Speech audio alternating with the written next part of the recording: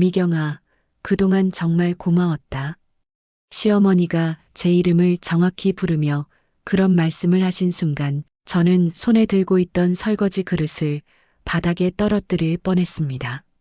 30년 결혼 생활 동안 시어머니께서 제 이름을 제대로 불러주신 적이 손에 꼽을 정도였거든요. 평소에는 그냥 며느리야 하시거나 기분 나쁘실 때는 아예 말을 걸지도 않으셨는데요. 그런데 오늘 아침 78세 시어머니 박순덕 여사께서 갑자기 제 어깨에 손을 올리시며 그런 말씀을 하시는 거예요. 목소리도 평소와 달리 부드러웠고 눈빛도 따뜻했어요. 어머님, 무슨 말씀이세요? 저는 당황해서 뒤를 돌아봤지만 시어머니는 이미 거실로 돌아가신 후였어요. 마치 아무 일도 없었다는 듯이요. 설거지를 하면서도 계속 그 말이 머릿속에 맴돌았습니다. 30년 동안 한 번도 들어보지 못했던 시어머니의 고마운 표현이었거든요. 정말이지 뭔가 이상했어요. 며칠 전부터 시어머니가 조금씩 달라지고 계셨어요. 평소 같으면 제가 김치찌개에 돼지고기를 넣으면 소고기가 더 맛있는데 왜 자꾸 돼지고기만 넣느냐고 잔소리를 하셨을 텐데 요새는 그냥 묵묵히 드시더라고요. 오히려 맛있다는 말씀까지 하시면서요. 그리고 어제는 더 이상했어요. 평생 TV 리모컨 하나도 제대로 못 만지시던 분이 갑자기 세탁기 버튼을 계속 누르고 계시는 거예요. 어머님, 뭐 하세요? 빨래를 하려고 하는데 이상하네. 예전에는 이렇게 안 했는데. 그 말씀을 들은 순간 가슴이 뜨끔했어요. 시어머니는 평생 손빨래만 하셨거든요. 세탁기는 제가 들어와서 사용하기 시작한 건데 마치 당신이 평소에 쓰던 것처럼 말씀하시는 거예요. 하지만 그때는 단순히 나이가 드셔서 그러신가 보다 하고 넘어갔어요. 78세면 가끔 깜빡하실 수도 있는 나이니까요. 그런데 오늘 아침 그 고마웠다는 말씀을 들으니 뭔가 심상치 않다는 생각이 들었어요. 제 가슴속 깊은 곳에서 불안한 예감이 올라오기 시작했거든요. 혹시 어머님께 무슨 일이 있으신 건 아닐까? 점심때가 되자 남편 정철호가 회사에서 돌아왔어요. 여보, 어머니는 어디 계세요? 방에서 주무시고 있어. 그런데 여보, 어머님이 요즘 좀 이상하지 않아? 남편이 넥타이를 풀면서 고개를 갸웃거렸어요. 이상하다니? 뭐가? 며칠 전부터 평소와 다르게 행동하셨어. 오늘 아침에는 갑자기 나한테 고맙다고 하시더라고. 그게 뭐가 이상해? 좋은 일이잖아. 우리 어머니가 드디어 당신을 인정해 주시는 거 아니야? 남편은 별로 심각하게 받아들이지 않는 것 같았어요. 오히려 기뻐하는 기색이었죠. 하지만 저는 달랐어요. 30년 동안 시어머니와 함께 살면서 느낀 직감이었거든요. 분명히 뭔가 잘못되고 있었어요.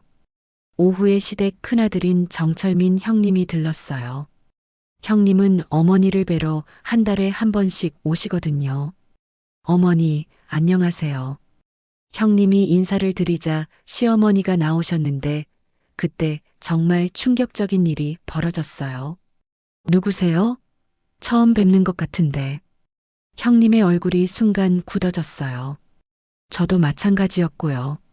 시어머니가 첫째 아들을 못 알아보시는 거예요. 어머니, 저예요. 철민이요. 철민이? 아, 그래요. 반갑습니다. 하지만 시어머니의 표정에서는 여전히 어색함이 느껴졌어요. 마치 정말 처음 만나는 사람을 대하는 것 같은 그런 어색함이요. 형님이 당황해서 저를 부르더라고요. 미경 씨, 잠깐 얘기 좀 해요. 부엌에서 형님이 조용히 물어보셨어요. 어머니가 요즘 어떠세요? 뭔가 이상하지 않아요? 사실 며칠 전부터 조금 다르게 행동하고 계세요.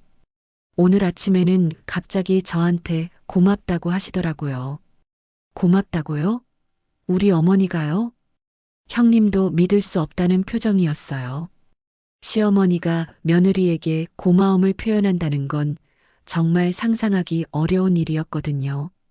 그리고 방금 형님을 못 알아보시는 것 같았잖아요. 그러게요. 분명히 뭔가 이상해요. 형님이 심각한 표정으로 말씀하셨어요. 혹시 병원에 한번 모시고 가볼까요? 어머님이 병원 가는 걸 워낙 싫어하시는데. 그때 시어머니가 부엌으로 들어오셨어요. 여기서 뭘 하고 있어요? 아, 어머님. 그냥 차라도 한 잔 드릴까 해서요. 제가 얼른 둘러댔어요. 시어머니 앞에서 병원 얘기를 할 수는 없었거든요. 그래요. 고마워요, 미경아. 또다시 제 이름을 정확히 부르시며 고마워하시는 시어머니. 형님이 저를 놀란 눈으로 쳐다봤어요. 평소 같으면 차는 내가 끓일 테니까 신경 쓰지 말라고 하셨을 텐데 오늘은 정말 다르셨어요. 저녁 먹을 때도 마찬가지였어요. 시어머니가 반찬 투정을 한 번도 안 하시는 거예요. 평상시라면 나물이 짜다, 생선이 비리다 이런 말씀을 하실 텐데 조용히 드시더라고요. 남편도 이상함을 느꼈는지 제게 눈짓을 보냈어요. 밤에 남편과 이야기를 나눴어요. 여보, 정말 어머님이 이상해. 형님도 그렇게 말씀하시더라고. 그러게. 나도 오늘 보니까 좀 다른 것 같아. 평소 같으면 내가 늦게 들어왔다고 잔소리 하셨을 텐데 오늘은 아무 말씀도 안 하시더라고. 병원에 한번 모시고 가봐야 할 것 같은데.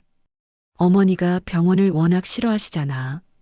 괜히 성화만 내실 것 같은데. 남편도 조심스러워했어요.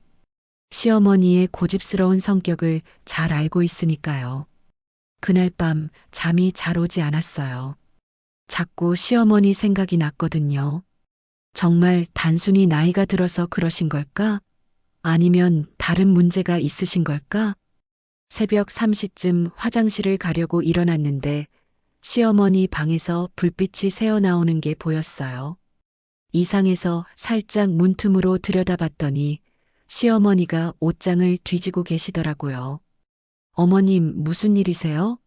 문을 살짝 열고 들어갔어요. 아, 미경아.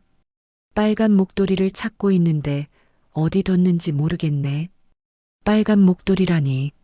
처음 듣는 얘기였어요. 빨간 목도리요? 응. 내가 직접 떠서 너한테 주려고 했던 건데. 30년 전에 말이야. 30년 전? 저와 결혼한 지 얼마 안 됐을 때를 말씀하시는 건가요? 어머님, 그런 목도리는 처음 들어봐요. 아, 그래. 분명히 있을 텐데.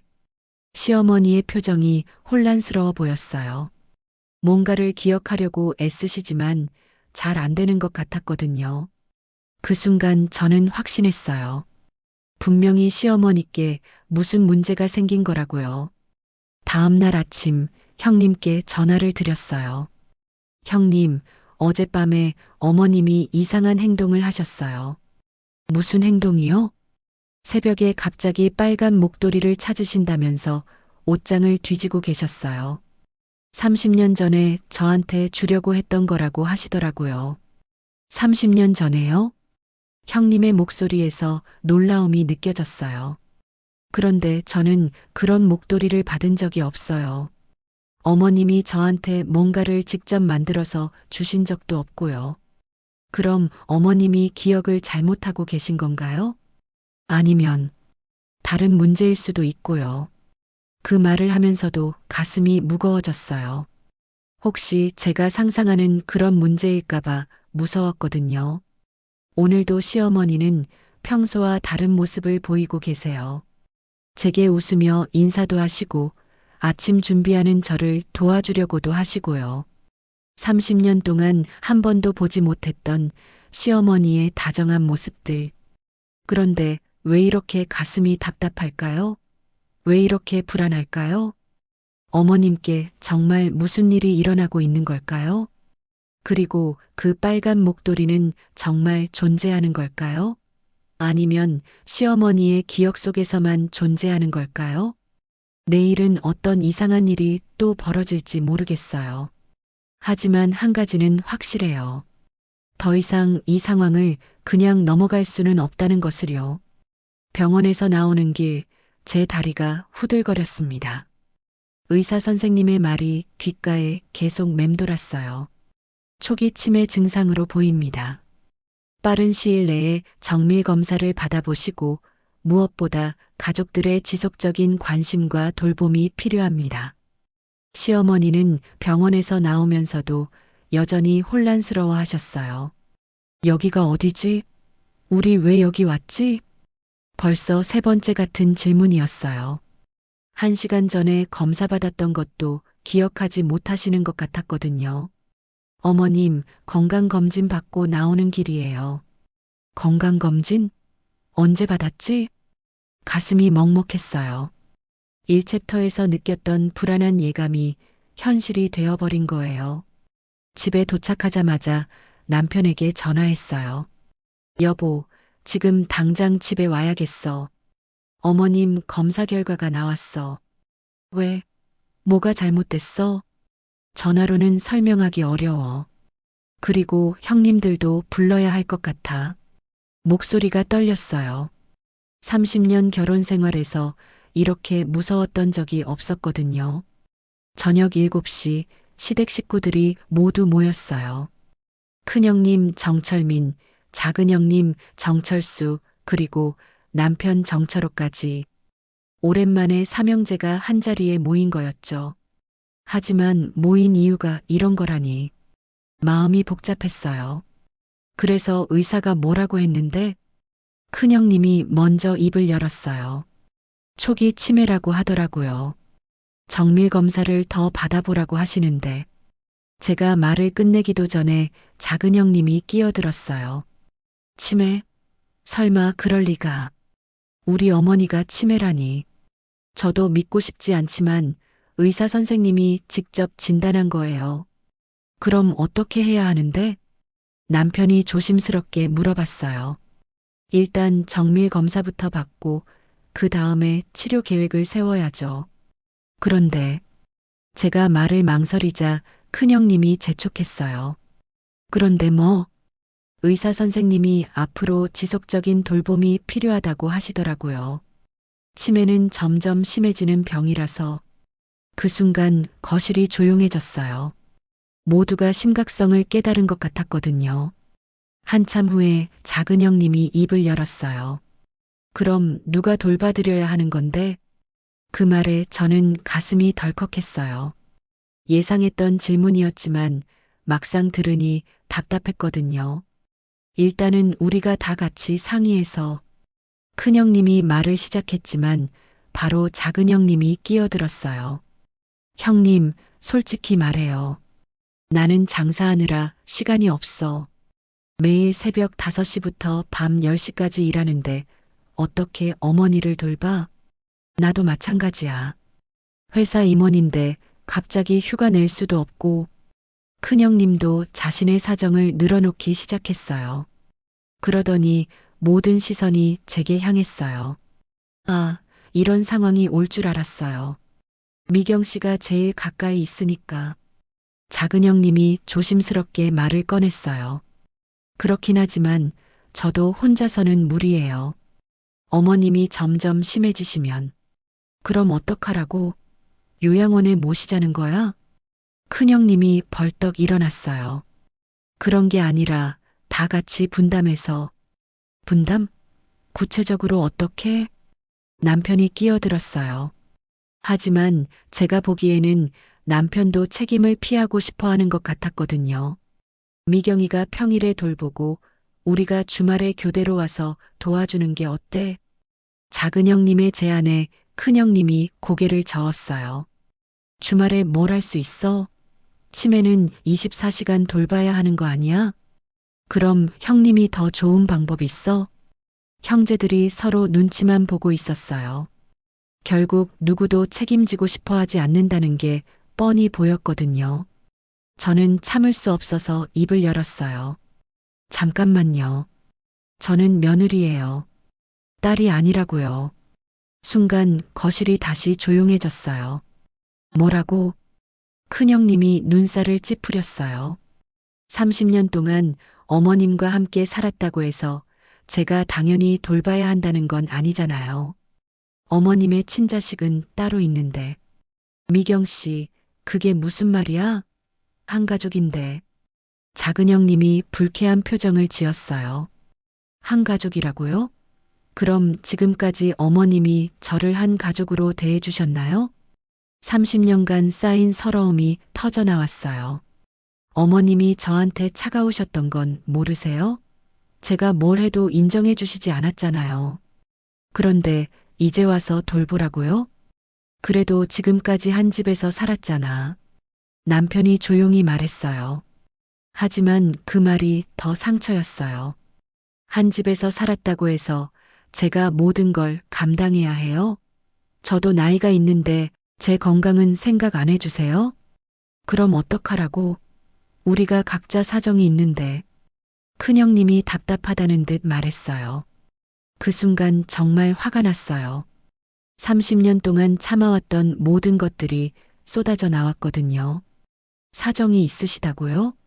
저는 사정이 없나요? 저는 30년 동안 어머님 눈치 보며 살았어요. 제가 하고 싶은 것도 포기하고 친정 가는 것도 눈치 보고. 목소리가 점점 높아졌어요. 그런데 이제 와서 돌보라고요? 왜 저예요? 왜 항상 며느리 몫이에요? 미경아, 너무 그렇게 말하지 마. 남편이 제지했지만 멈출 수 없었어요. 30년 동안 한 번도 고맙다는 말 못 들어본 며느리한테 이제 와서 효도하라고요? 어머니가 치매라는데 그런 말을 해? 작은 형님이 소리쳤어요. 그래서 더 억울한 거예요. 정상일 때는 저를 며느리 취급도 안 하시더니 이제 아프시니까 저한테 의지하라고요? 그때 시어머니가 방에서 나오셨어요. 큰 소리에 놀라신 것 같았어요. 왜 이렇게 시끄러워? 무슨 일이야? 모두가 당황해서 말을 못했어요. 시어머니 앞에서 이런 얘기를 할 수는 없었거든요. 아무것도 아니에요, 어머님. 다시 주무세요. 제가 얼른 말했어요. 미경아, 너 울고 있네? 무슨 일이야? 시어머니가 제 얼굴을 보더니 걱정스럽게 물어보셨어요. 평소 같으면 상상도 할 수 없었던 따뜻한 목소리였죠. 괜찮아요, 어머님. 괜찮지 않아 보이는데. 누가 너를 괴롭혔어? 그 말을 들은 순간 더 눈물이 났어요. 30년 만에 처음 들어보는 시어머니의 걱정이었거든요. 아무도 괴롭히지 않았어요. 걱정 마세요. 그래, 그럼 다행이다.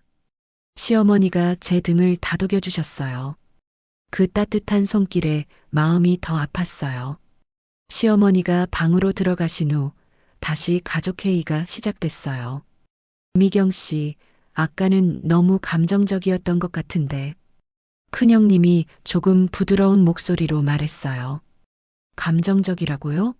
제 솔직한 마음을 말한 거예요. 그래도 어머니가 아픈데. 그러니까 더 억울한 거 아니에요? 건강하실 때는 저를 인정해 주지도 않으시더니. 작은 형님이 한숨을 쉬었어요.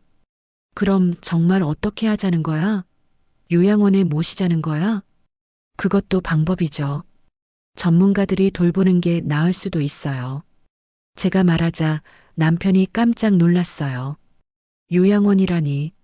그럼 우리가 불효자가 되는 거 아니야? 불효자는 왜요? 제대로 된 곳에 모시면 되잖아요. 사람들이 뭐라고 하겠어? 치매 걸린 어머니를 요양원에 버렸다고. 큰형님이 고개를 저었어요.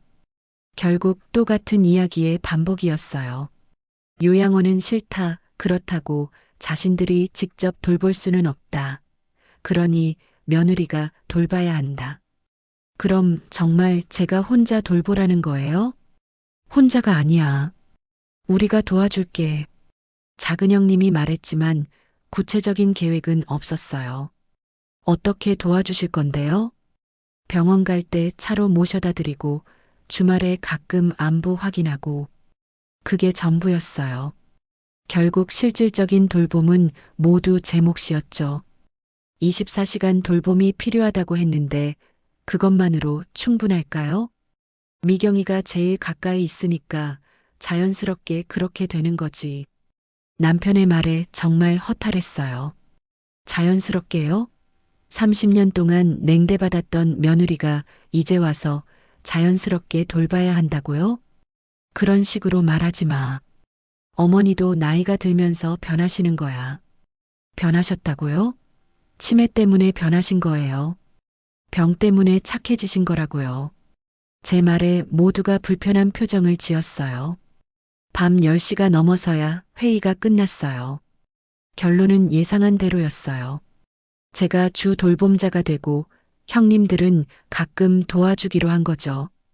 형님들이 돌아가고 남편과 단둘이 남았을 때 정말 허탈했어요. 여보, 정말 이게 맞아? 뭐가? 내가 어머님을 돌봐야 하는 게 맞냐고. 당신이 제일 가까이 있으니까. 또 같은 말이었어요. 가까이 있다고 해서 당연한 건 아니잖아. 그럼 어떡해? 형님들도 각자 사정이 있고 내 사정은 생각 안 해? 남편이 한숨을 쉬었어요. 미경아, 우리가 어머니를 모시고 사는 이상 어쩔 수 없는 거 아니야? 그 말이 마지막 한 방이었어요. 결국 제가 선택할 수 있는 건 아무것도 없다는 뜻이었거든요. 그날 밤 잠들기 전에 시어머니 방을 들여다봤어요. 평온하게 주무시고 계셨죠. 어머님, 정말 30년 전에 빨간 목도리를 떠주려고 하셨을까요? 아니면 그것도 치매 때문에 생긴 기억일까요? 내일부터는 정말 어떻게 될까요? 점점 심해질 시어머니의 치매와 아무도 도와주지 않는 현실 사이에서 제가 버틸 수 있을까요? 하지만 한 가지는 확실해요. 이제 돌아갈 수 없다는 것을요. 30년간 며느리로 살았던 제가 이제는 간병인이 되어야 하는 거네요. 가족회의가 끝난 지 일주일이 지났습니다. 형님들의 도움 약속은 벌써 공허한 말이 되어버렸어요. 새벽 4시 또다시 시어머니의 부르는 소리에 잠에서 깼습니다. 미경아, 미경아. 급하게 일어나서 시어머니 방으로 달려갔어요. 시어머니가 침대에서 일어나 앉아 계시더라고요. 어머님, 왜 그러세요? 화장실이 어디 있지? 길을 잃어버린 것 같아. 30년 동안 사셨던 집인데 화장실을 못 찾으신다니. 가슴이 아팠어요. 제가 모셔다 드릴게요. 시어머니의 손을 잡고 화장실까지 모셔다 드렸어요. 그런데 그 과정에서 시어머니가 계속 중얼거리시더라고요. 여기가 우리 집이 맞나? 뭔가 달라진 것 같은데. 네, 어머님 집이에요. 걱정 마세요. 하지만 시어머니는 여전히 불안해하셨어요. 화장실에서 나오신 후에도 잠을 못 이루시더라고요. 미경아, 내가 어디 있는 거지? 집에 계세요, 어머님. 집? 내 집이 맞아? 이런 대화를 새벽까지 반복했어요.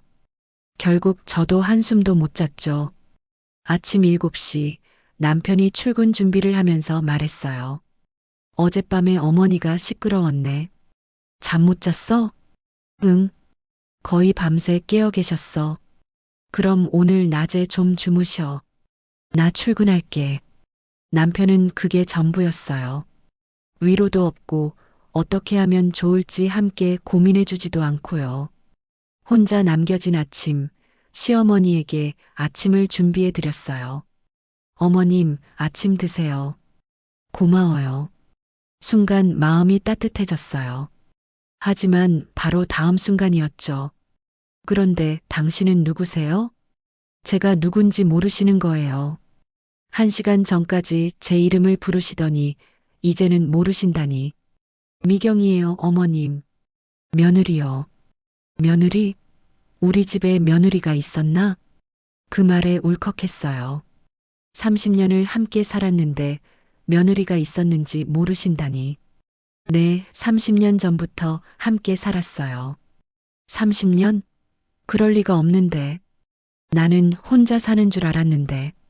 점심 준비를 하면서도 계속 그런 식이었어요. 5분 전 일도 기억하지 못하시고 저를 알아보셨다가도 금방 잊어버리시고요.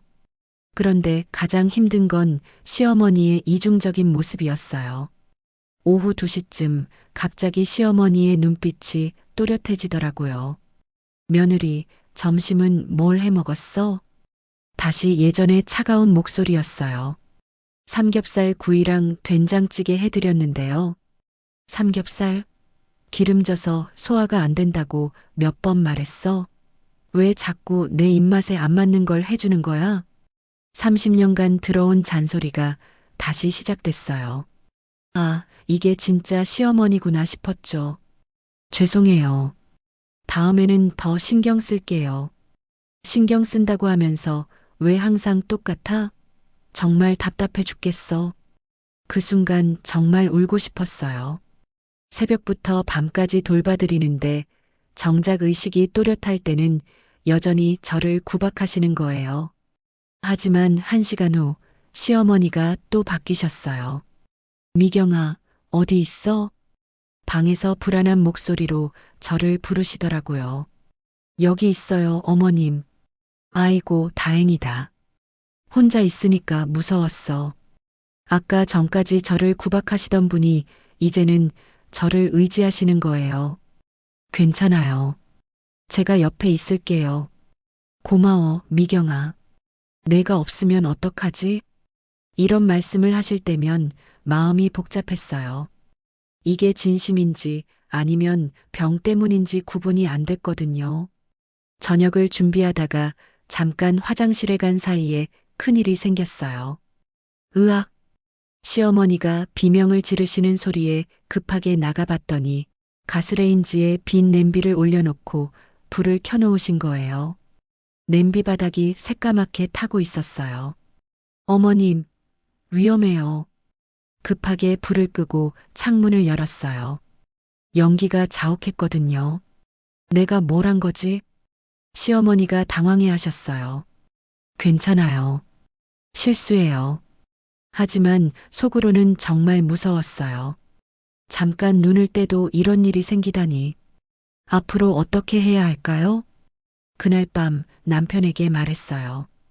여보, 이제 정말 24시간 지켜봐야 할 것 같아. 오늘 가스레인지에 불 켜놓고 그러셨어. 그래, 위험하네. 조심해야겠다. 그게 전부였어요. 구체적인 해결책을 함께 고민해주지도 않고요. 나 혼자서는 한계가 있어. 밤에도 계속 깨시고, 그럼 어떡하라고? 내가 회사 그만둘 수도 없고, 낮에라도 누가 와서 도와줄 수 있으면. 돈이 얼마나 들는데? 간병인 쓰면 한 달에 몇백만 원씩 나가. 결국 돈 얘기로 귀결되는 거예요. 그 다음 날도 마찬가지였어요. 새벽에 깨고 하루 종일 시어머니를 지켜보고 밤늦게 잠들고, 그런데 잠도 제대로 못 자요. 혹시 시어머니가 밤에 일어나실까봐 항상 한쪽 귀를 열고 자게 되더라고요. 일주일이 지나자 제 몸에 이상 신호가 왔어요. 어깨가 결리고 허리가 아프고 두통이 계속되더라고요. 무엇보다 정신적으로 힘들었어요. 시어머니의 변덕스러운 모습 때문이었죠. 아침에는 저를 의지하시다가 낮에는 구박하시고 저녁에는 또 예뻐하시고 하루에도 몇 번씩 바뀌는 시어머니의 모습에 제가 더 혼란스러웠어요. 도대체 어떤 게 진짜 어머님의 마음일까? 지금 예뻐해 주시는 게 진심일까? 아니면 예전처럼 차갑게 대하시던 게 진심일까? 그런데 어느 날 밤 결정적인 일이 일어났어요. 시어머니가 또 새벽에 일어나셔서 집안을 돌아다니고 계셨어요. 저도 따라 나가서 지켜보고 있었죠. 그런데 갑자기 시어머니가 앉아 계시더니 중얼거리기 시작하신 거예요. 빨간 목도리. 내가 떠준 빨간 목도리. 또 그 얘기였어요. 어머님, 빨간 목도리가 뭐예요? 조심스럽게 물어봤어요. 미경이한테 주려고 했던 거야. 결혼 첫 해에. 결혼 첫 해라니. 제가 이 집에 처음 온 해를 말씀하시는 건가요? 왜 주려고 하셨어요? 따뜻하라고. 이 집이 추우니까. 그 말씀을 들은 순간 가슴이 뭉클했어요. 그런데 왜 안 주셨어요? 부끄러웠어. 표현하는 게 어려웠어. 시어머니가 눈물을 흘리기 시작하셨어요. 미안해, 미경아. 그동안 차가웠지? 사실은 고마웠어. 정말 고마웠는데. 그 눈물을 보는 순간 제 마음도 무너졌어요. 30년 동안 오해하고 있었던 걸까요? 어머님, 내가 표현을 못해서 미안해. 너를 딸처럼 생각했는데 말로 하지 못했어. 그날 밤 시어머니와 처음으로 진짜 대화를 나눴어요. 치매 때문에 기억이 오락가락하셨지만 그 순간만큼은 정말 진실한 마음을 보여주신 것 같았거든요. 다음 날 아침 시어머니는 어젯밤 일을 기억하지 못하셨어요. 하지만 저는 달랐어요. 그 밤의 대화가 계속 머릿속에 맴돌았거든요. 혹시 시어머니가 지금까지 표현하지 못했던 마음이 치매 때문에 나오는 걸까? 그럼 지금 보여주시는 따뜻함이 진짜 마음인 걸까? 그렇게 생각하니 마음이 조금 달라졌어요. 점심을 준비하면서 시어머니를 바라봤어요. 혼자서 TV를 보고 계시는데 가끔 중얼거리시더라고요. 미경이는 어디 갔지? 혼자 있으니까 무서워. 그 모습이 안쓰러웠어요. 평생 강하셨던 분이 이렇게 약해지신 모습을 보니까요. 그 순간 결심했어요. 그래, 끝까지 돌봐보자.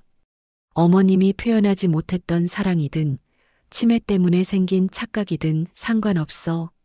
지금 저를 필요로 하시니까 돌봐드리자. 물론 쉽지 않을 거예요. 형님들의 도움도 기대하기 어렵고 남편도 별로 도움이 안 되고 제 건강도 걱정되고요. 하지만 30년 동안 함께 살았던 인연이잖아요. 설령 그동안 갈등이 있었다고 해도 이제 약해지신 시어머니를 외면할 수는 없어요. 저녁을 준비하면서 마음을 다잡았어요. 하루하루 버텨보자. 오늘 하루만 잘 돌봐드리자. 그러다 보면 뭔가 길이 보일 거야. 시어머니가 부엌으로 오셨어요. 미경아, 뭐해? 저녁 준비해요, 어머님. 도와줄까? 괜찮아요. 앉아 계세요. 고마워. 정말 고마워.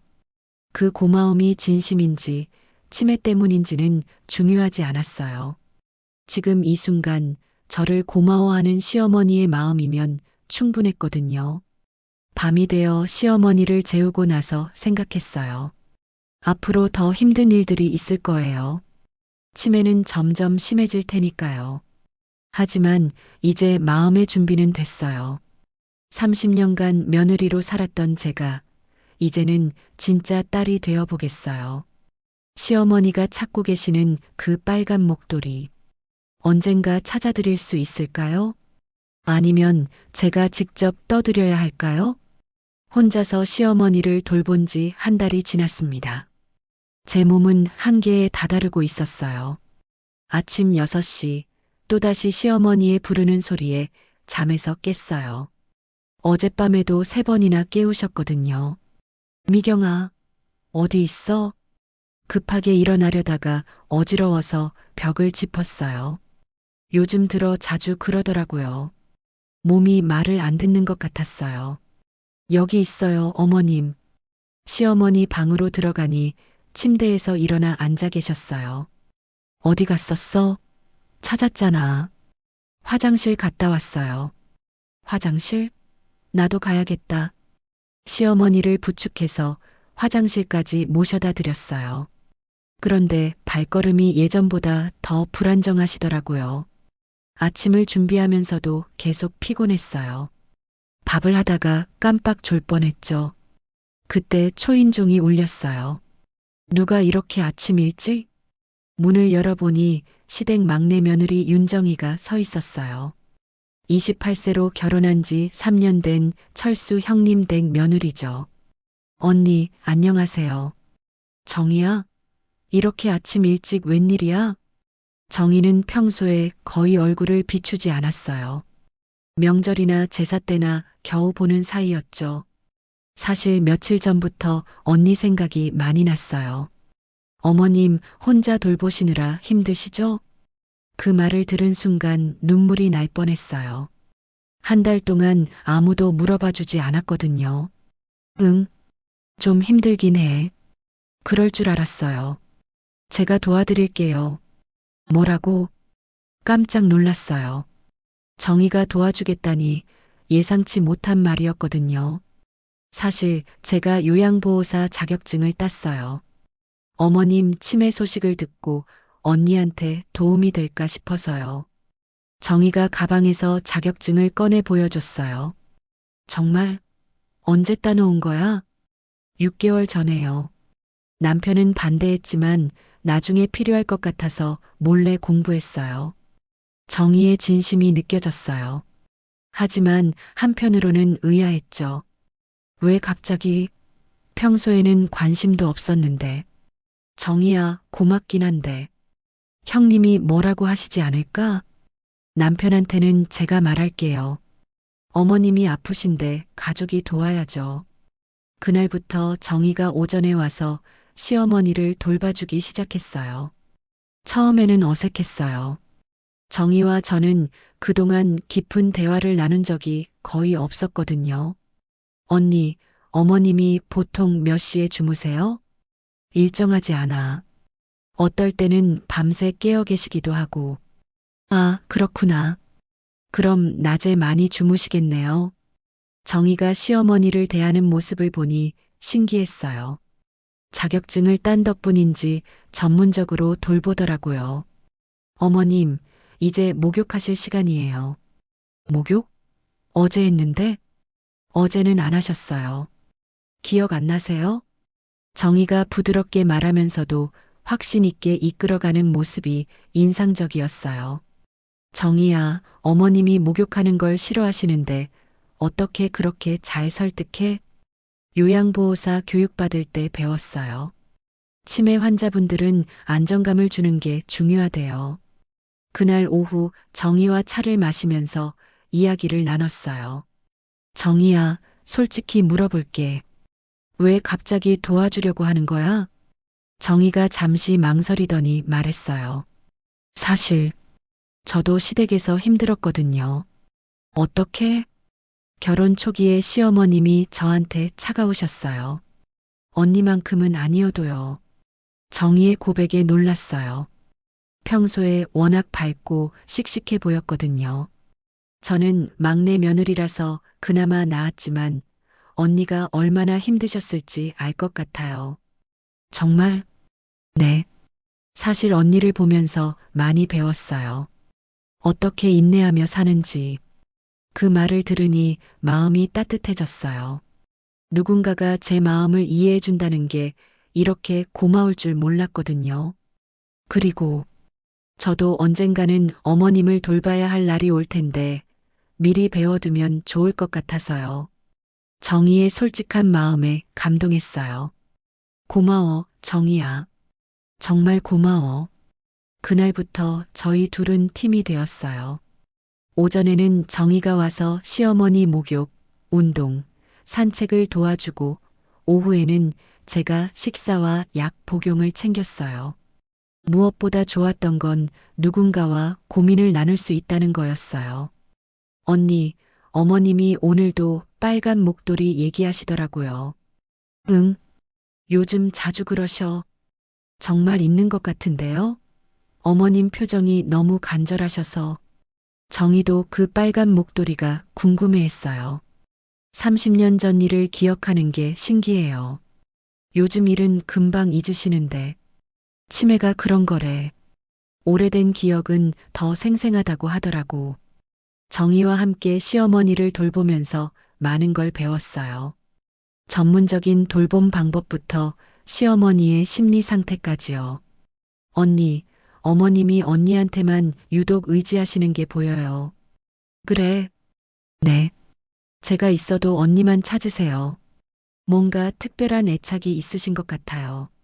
정희의 말을 듣고 보니 정말 그랬어요. 시어머니는 다른 사람들보다 저를 더 의지하고 계셨어요.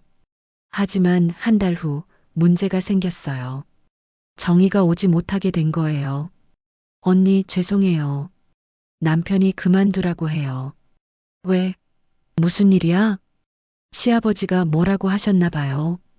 며느리가 밖에서 돌아다니는 게 보기 안 좋다고. 가슴이 답답했어요. 역시 시댁 어른들의 생각은 바뀌지 않는구나 싶었죠. 언니, 미안해요. 더 도와드리고 싶은데. 괜찮아. 정희야, 덕분에 한 달 동안 많이 쉬었어. 하지만 속으로는 아쉬웠어요. 이제 다시 혼자가 되는 거니까요. 그런데 정희가 가기 전날 밤 뜻밖의 제안을 했어요. 언니, 제가 못 와도 연락은 자주 드릴게요. 그리고 응급 상황 생기면 언제든 연락하세요. 고마워. 그리고 혹시 어머님 상태가 더 심해지시면 전문기관의 도움을 받는 것도 고려해 보세요. 전문기관? 요양원 말고 주간보호센터 같은 곳이요. 낮에만 모시고 가서 프로그램 받으시고 저녁에 데려오는 거예요. 처음 들어보는 얘기였어요. 그런 곳이 있어? 네. 요양보호사 교육받을 때 배웠어요. 치매 환자 가족들한테 큰 도움이 된다고 하더라고요. 정희가 가고 나서 또다시 혼자가 되었지만 완전히 절망적이지는 않았어요. 정희 덕분에 새로운 가능성을 알게 되었거든요. 무엇보다 누군가가 제 마음을 이해해 준다는 게 큰 힘이 되었어요. 그런데 정희가 간 다음 주부터 시어머니의 상태가 더 심해지기 시작했어요. 밤낮이 바뀌기 시작하신 거예요. 낮에는 계속 주무시고 밤에는 깨어서 돌아다니시고요. 미경아, 집에 가야겠어. 새벽 2시에 갑자기 일어나셔서 현관으로 향하시는 거예요. 어머님, 여기가 집이에요. 아니야. 내 집이 따로 있어. 어머니가 기다리시거든. 시어머니의 어머니는 30년 전에 돌아가셨는데 그걸 기억하지 못하시는 거예요. 어머님, 밤이에요. 내일 가요. 안 돼. 지금 가야 해. 억지로 말리면 더 흥분하셔서 어쩔 수 없이 함께 밖에 나갔어요. 겨울 새벽이라 너무 추웠는데 시어머니는 집 앞을 서성이시더라고요. 여기가 아니네. 길을 잃었나 봐. 어머님, 감기 걸려요. 들어가요. 미경아, 내 집을 좀 찾아줘. 어머니가 걱정하실 거야. 그 모습을 보니 가슴이 아팠어요. 78세가 되신 분이 돌아가신 어머니를 찾고 계시다니. 결국 1시간을 밖에서 보내고 들어왔어요. 저는 감기에 걸렸고 시어머니는 다음날 그 일을 전혀 기억하지 못하셨어요. 그 일이 있고 나서 정말 한계를 느꼈어요. 이제 정말 혼자서는 무리인 것 같다. 정희가 말한 주간보호센터를 알아봐야겠어. 하지만 그 전에 또 다른 문제가 기다리고 있었어요. 시어머니가 갑자기 저를 의심하기 시작하신 거예요. 너 누구야? 왜 내 집에 있어? 낮에 갑자기 그런 말씀을 하시더라고요. 미경이에요, 어머님. 며느리요. 며느리? 내가 언제 며느리를 봤다고? 너 도둑이지? 아니에요, 어머님. 30년 동안 함께 살았어요. 거짓말하지 마. 경찰 불러야겠어. 시어머니가 정말 경찰에 신고하려고 하시는 거예요. 그때 정희에게 급하게 전화했어요. 정희야, 어머님이 저를 도둑이라고 하시는데 어떡하지? 언니, 당황하지 마세요. 치매가 심해지면 그런 증상이 나타날 수 있어요. 어떻게 해야 해? 일단 안전한 거리를 두고 너무 설득하려고 하지 마세요. 시간이 지나면 진정되실 거예요. 정희의 조언대로 했더니 30분 후에 시어머니가 진정되셨어요. 하지만 저는 정말 무서웠어요. 그날 밤 남편에게 말했어요. 여보, 이제 정말 한계야. 어머님이 점점 심해지시는데 혼자서는 감당할 수 없어. 그럼 어떡하라고? 정의가 주간보호센터라는 곳을 알려줬는데 한번 알아볼까? 그게 뭐야? 주간보호센터에 대해 설명해 드렸더니 남편도 관심을 보였어요. 그럼 낮에는 전문가들이 돌봐주고 저녁에는 집에 있을 수 있다는 거네? 응. 그럼 나도 좀 쉴 수 있을 것 같아. 하지만 또 다른 걱정이 생겼어요. 과연 시어머니가 그런 곳에 가시려고 하실까? 그리고 형님들은 뭐라고 하실까? 다음날 정희에게 전화해서 구체적인 정보를 물어봤어요. 정희야, 주간보호센터는 어떻게 알아보면 돼? 인터넷에서 찾아보거나 구청에 문의하시면 돼요. 보통 하루에 34만 원 정도 들어요. 비싸지 않네? 네. 그리고 전문 프로그램도 있어서 어머님한테도 좋을 거예요. 희망이 보이기 시작했어요. 하지만 동시에 걱정도 되었죠. 과연 이 선택이 시어머니에게도 저에게도 최선일까요? 그리고 시댁 식구들은 이 결정을 받아들일까요? 무엇보다 시어머니가 낯선 곳에 가시는 걸 싫어하시면 어떡하죠? 하지만 한 가지는 확실해요. 이제 변화가 필요하다는 것을요. 주간보호센터를 알아보려고 인터넷을 검색하던 그날 오후 시어머니가 갑자기 이상한 행동을 하기 시작하셨어요. 미경아, 내 방 정리 좀 도와줄래? 평소 같으면 방에 들어오는 걸 싫어하셨는데 오늘은 직접 부탁하시더라고요. 네, 어머님. 무엇을 정리하실 거예요? 옷장 깊숙이 있는 것들, 오래된 것들 말이야.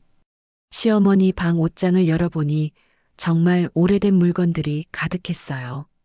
30년 전 사진들, 낡은 옷가지들, 그리고 먼지가 쌓인 상자들. 이 상자는 뭐예요?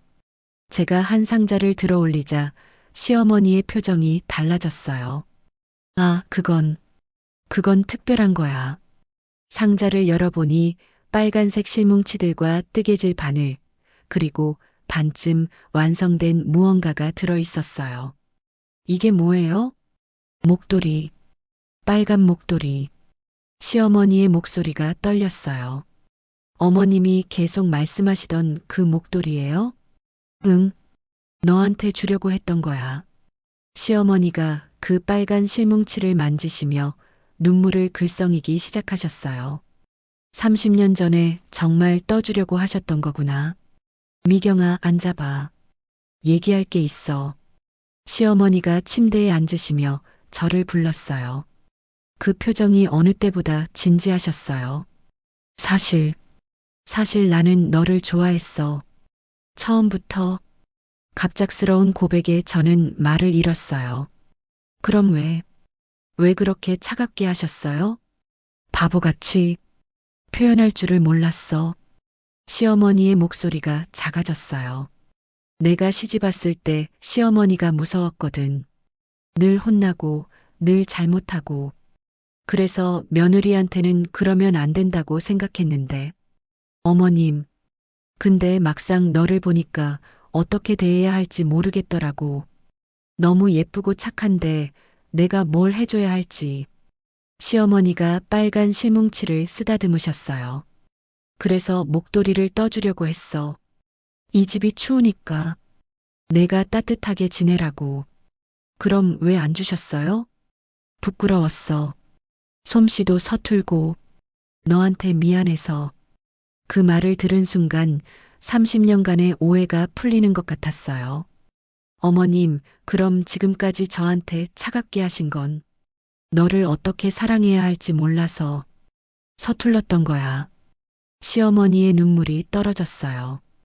혹시 너에게 상처 줄까봐 말 한마디도 조심스러웠어. 그런데 그게 오히려 너를 아프게 했구나.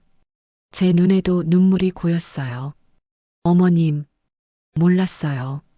전혀 몰랐어요. 내가 잘못했어. 정말 잘못했어. 시어머니가 제 손을 잡으셨어요.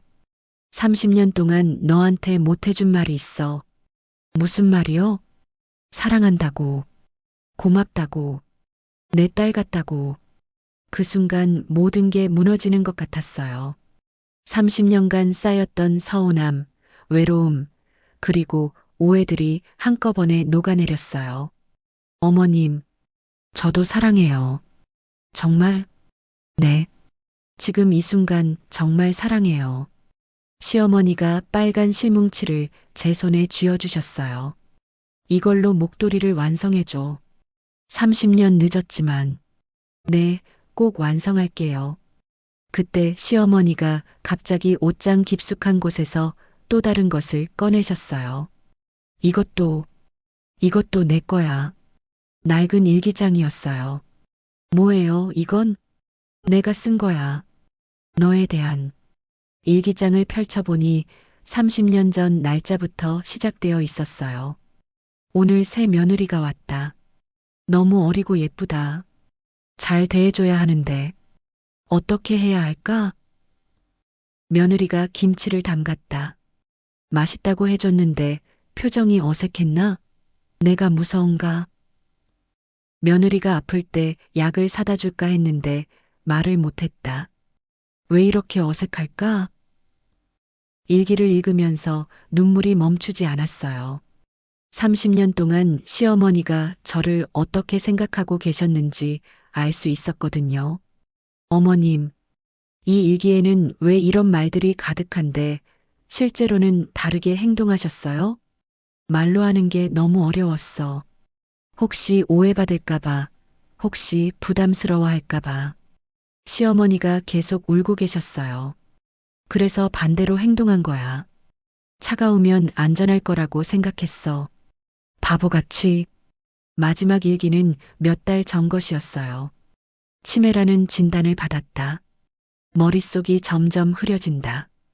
미경이에게 진짜 마음을 말하지 못한 채 잊어버리면 어떡하지? 너무 무섭다. 그 글을 읽은 순간 가슴이 찢어지는 것 같았어요. 어머님, 그래서 요즘 다르게 행동하시는 거예요? 치매 때문에 진짜 마음이 나온 거예요? 아마도. 이제는 숨길 힘도 없나 봐. 시어머니가 쓸쓸하게 웃으셨어요. 미경아, 나 곧 너를 못 알아볼지도 몰라. 무슨 말씀이세요? 의사가 그러더라고. 치매가 빨리 진행되고 있다고. 갑자기 가슴이 답답해졌어요. 아직 시간이 있어요. 치료하면. 아니야. 나도 알아. 점점 기억이 사라지고 있어. 시어머니가 제 얼굴을 자세히 들여다보셨어요. 지금 이 순간을 기억해줘. 내가 너를 얼마나 사랑했는지. 어머님, 그리고 이것도 기억해줘.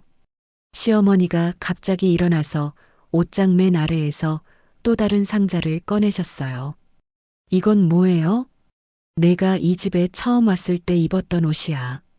한복이었어요. 제가 30년 전 첫 명절에 입었던 한복. 어머님이 보관하고 계셨어요? 응. 그날 너무 예뻐서, 내 딸 같아서. 왜 말씀 안 하셨어요? 부끄러웠어. 시어머니가 며느리 옷을 보관한다고 하면 이상하잖아. 그 순간 깨달았어요. 시어머니는 30년 동안 저를 사랑하고 계셨던 거예요. 다만 표현할 줄 몰랐을 뿐. 어머님, 이제라도 알게 되어서 다행이에요. 정말? 네. 앞으로는 사랑한다고 많이 말해주세요. 그래, 많이 말해줄게. 사랑한다, 미경아. 고맙다, 미경아. 그렇게 감동적인 시간을 보내고 있었는데 갑자기 시어머니의 표정이 변하기 시작했어요. 그런데, 미경아. 네, 어머님. 너, 누구야? 가슴이 철렁했어요. 미경이에요, 어머님. 방금 전까지 이야기했잖아요. 미경이? 누구? 내가 미경이를 아나? 시어머니가 갑자기 저를 경계하는 눈으로 보시기 시작했어요. 어머님, 저예요. 며느리 미경이요. 며느리? 내가 언제 며느리를 봤다고? 방금 전까지의 감동적인 고백이 무색해졌어요. 시어머니가 완전히 저를 모르시는 거예요. 어머님, 방금 전에 목도리 얘기하고 일기장 보여주시고. 일기장?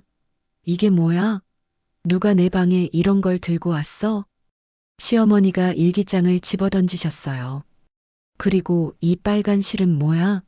내가 뜨개질을 언제 했다고? 빨간 실뭉치도 바닥에 떨어뜨리셨어요. 어머님, 진정하세요. 방금 전에 누구야 너? 도둑이야? 내 방에서 뭘 하는 거야? 시어머니가 소리를 지르기 시작하셨어요. 경찰 불러야겠어. 도둑이 들었어. 그 순간 정말 절망스러웠어요. 30년간의 오해가 풀렸다고 생각했는데 10분도 안 되어 다시 원점으로 돌아간 거예요. 어머님, 저 미경이에요. 아까 사랑한다고 하셨잖아요. 사랑? 누구를? 나는 그런 말 한 적 없어. 시어머니가 점점 흥분하시더라고요. 그때 남편이 들어왔어요. 무슨 일이야? 왜 이렇게 시끄러워? 철호야. 다행이다. 도둑이 들었어. 시어머니가 남편을 보고 안도하셨어요. 도둑이요? 누가요? 저 여자. 내 방에서 물건을 뒤지고 있었어. 남편이 당황한 표정으로 저를 봤어요. 어머니, 저 사람은 미경이에요. 제 아내요. 아내? 내가 언제 결혼했다고? 이제 시어머니는 남편의 결혼 사실까지 기억하지 못하시는 거예요.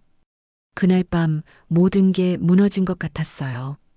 방금 전까지 서로 사랑한다고 고백했던 시간들이 꿈같이 느껴졌어요. 빨간 실뭉치와 일기장, 그리고 30년 전 한복을 보면서 생각했어요. 시어머니의 진짜 마음을 알게 된 건 다행이지만, 이제 그 마음을 나눌 수 있는 시간이 얼마나 남았을까? 치매는 기억을 지워가지만 사랑의 증거들은 여전히 남아 있었어요. 이제 저는 시어머니의 진짜 마음을 알았어요. 하지만 시어머니는 저를 점점 잊어가고 계시죠. 앞으로 어떻게 해야 할까요? 기억하지 못하시는 분에게 어떻게 사랑을 전해야 할까요? 석 달이 지났습니다. 큰형님과 작은형님의 약속은 생각보다 잘 지켜지고 있어요. 큰형님은 매주 월 수요일에 오셔서 시어머니와 함께 산책을 하시고 작은형님은 화, 목요일에 와서 목욕과 운동을 도와드리고 계세요. 무엇보다 놀라운 건 남편의 변화였어요. 회사에서 일찍 들어와서 저녁 준비를 도와주고 주말에는 시어머니와 함께 시간을 보내려고 노력하더라고요. 미경아, 오늘 어머니 상태 어때? 매일 저녁 남편이 제일 먼저 묻는 말이 되었어요. 오늘은 좀 좋으셨어. 오후에 1시간 정도 뜨개질 하셨어. 뜨개질? 정말? 네, 시어머니가 그 빨간 목도리를 완성하려고 노력하고 계세요. 물론 치매 때문에 중간중간 잊어버리시지만 제가 옆에서 도와드리면서 조금씩 진행되고 있어요. 오늘도 오후에 함께 뜨개질을 했어요. 미경아, 이게 맞나? 이렇게 하는 거야? 네, 어머님. 아주 잘하고 계세요. 그래, 다행이다. 너한테 예쁜 목도리 해주고 싶거든. 가끔은 저를 기억하지 못하시지만 뜨개질을 할 때만큼은 30년 전에 그 마음이 되살아나시는 것 같아요. 어머님, 왜 빨간색으로 하셨어요? 빨간색이 따뜻해 보여서 너한테 어울릴 것 같고 그 말씀을 들을 때마다 가슴이 뭉클해져요. 어제는 정의가 다시 찾아왔어요. 시아버님께서 마음을 바꾸셔서 다시 도와줄 수 있게 되었다고 하더라고요.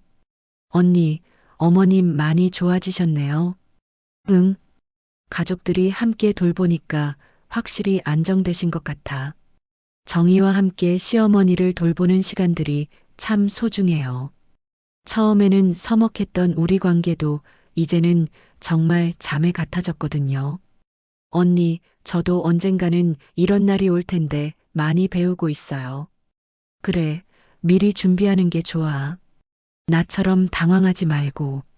지난주에는 주간보호센터도 견학을 다녀왔어요.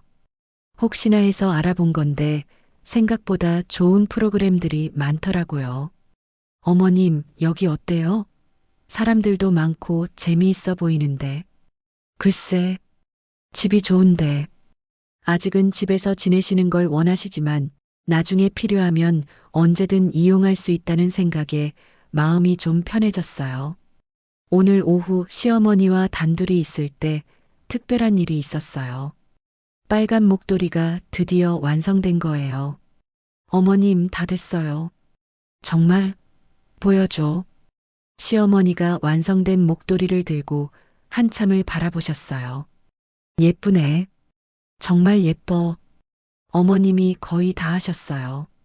저는 조금 도왔을 뿐이에요. 미경아, 목에 둘러봐. 시어머니가 직접 제 목에 빨간 목도리를 둘러주셨어요. 어머님, 30년 늦었지만 이제라도 해줄 수 있어서 다행이야. 그 순간 눈물이 났어요. 30년간 기다렸던 시어머니의 선물이었거든요. 고마워요, 어머님. 정말 고마워요. 내가 더 고마워. 이런 못된 시어머니를 참아줘서. 못된 시어머니가 아니에요. 표현이 서툴렀을 뿐이에요. 시어머니가 제 손을 잡으셨어요. 미경아, 내가 만약 너를 못 알아보게 되더라도. 어머님, 그런 말씀 마세요. 들어봐. 만약 그렇게 되더라도 내 마음속 깊은 곳에는 항상 너에 대한 사랑이 있을 거야. 어머님, 그러니까 포기하지 마. 끝까지 함께 해줘.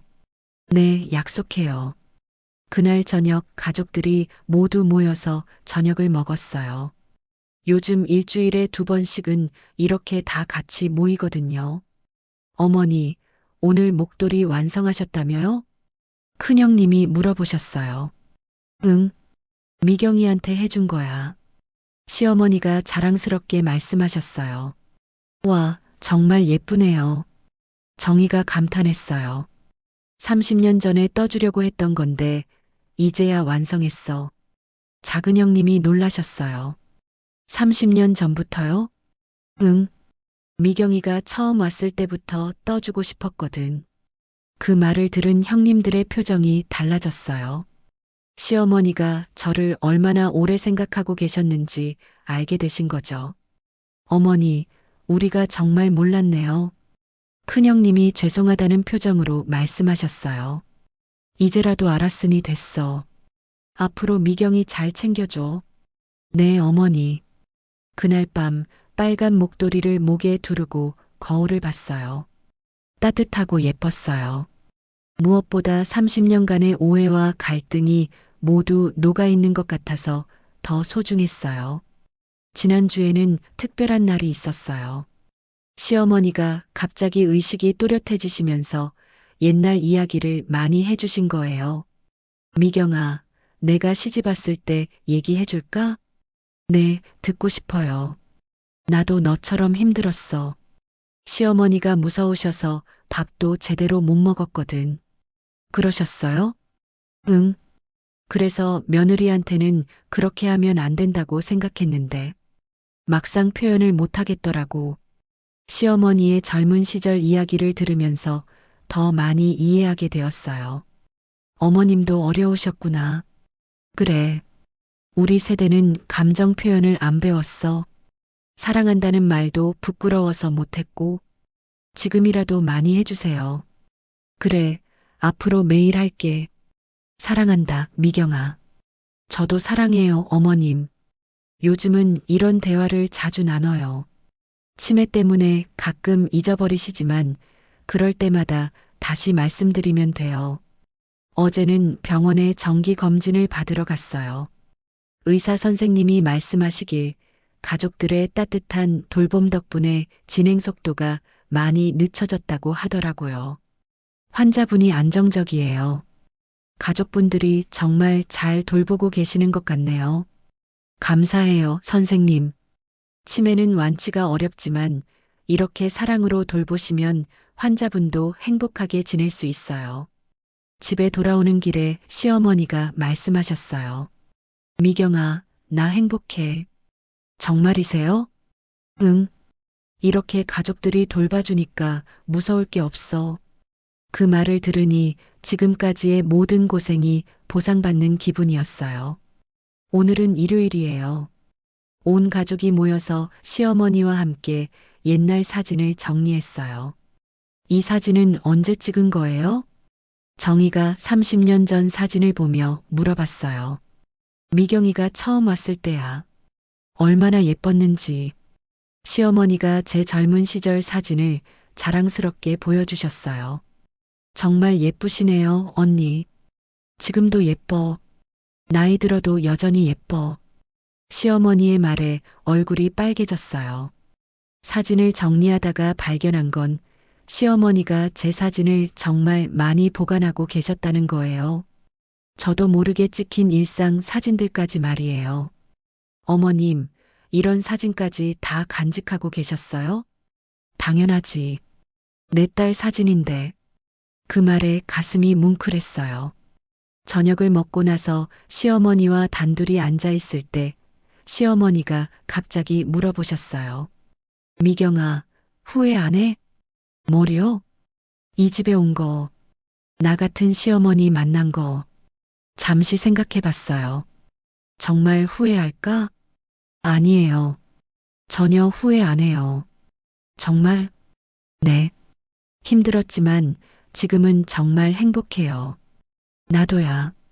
너 같은 며느리 만나서 정말 복 받았어. 그날 밤 잠들기 전에 생각했어요.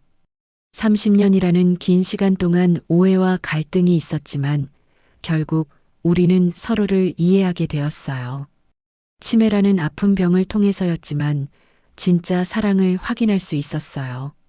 앞으로도 쉽지 않을 거예요. 시어머니의 상태는 점점 나빠질 테고 더 힘든 순간들이 있을 거예요. 하지만 이제는 혼자가 아니에요.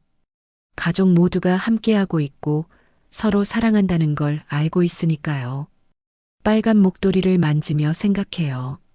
이 목도리처럼 우리의 사랑도 30년이라는 긴 시간을 걸쳐 완성되었구나. 비록 늦었지만 이제라도 완성된 것만으로도 감사해요. 시어머니가 가끔 저를 못 알아보실 때가 있어요. 하지만 괜찮아요. 저는 시어머니를 기억하고 있으니까요. 30년간의 추억과 뒤늦게 알게 된 진짜 사랑을 기억하고 있으니까요. 내일 아침에도 시어머니께 말씀드릴 거예요. 어머님 사랑해요. 매일 여러 번이라도. 시어머니가 잊어버리셔도 상관없어요. 저는 계속 말씀드릴 테니까요. 그리고 언젠가 시어머니가 편안히 떠나실 때까지 이 빨간 목도리처럼 따뜻한 사랑으로 돌봐드릴 거예요. 그게 30년을 기다려주신 시어머니께 제가 할 수 있는 마지막 효도라고 생각해요. 창밖으로 눈이 내리기 시작해요. 올 겨울은 춥지 않을 것 같아요. 빨간 목도리가 있으니까요.